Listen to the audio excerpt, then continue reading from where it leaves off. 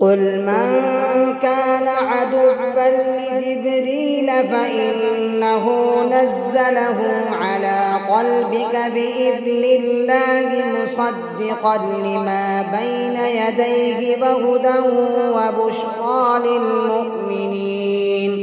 من كان عدوا لله وملائكته ورسله وجبريل وميكال فإن الله عدو للكافرين.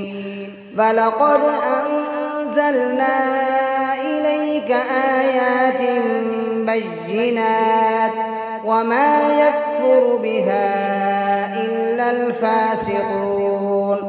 أوكلما عاهدوا عهدا نبذه فريق منهم بل أكثرهم لا يؤمنون.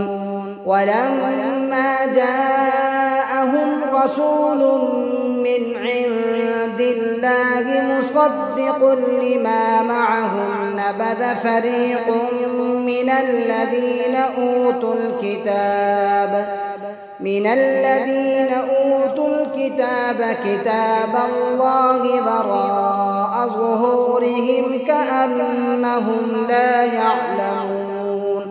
واتبعوا ما تتلو الشياطين على ملك سليمان وما كفر سليمان ولكن الشياطين كفروا يعلمون الناس السحر وما أنزل على الملكين ببابل هاروت وماروت وما يعلمان من أحد حتى يقولا إنما نحن فتنة فلا تكفر فيتعلمون منهما ما يفرقون به بين المرء وزوجه وما هم بضارين به من أحد إلا بإذن الله ويتعلمون ما يضرهم ولا ينفعهم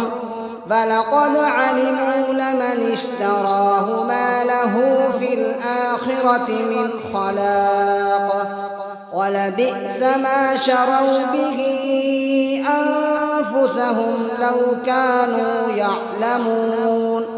ولو أنهم آمنوا واتقوا لمثوبة من عند الله خير لو كانوا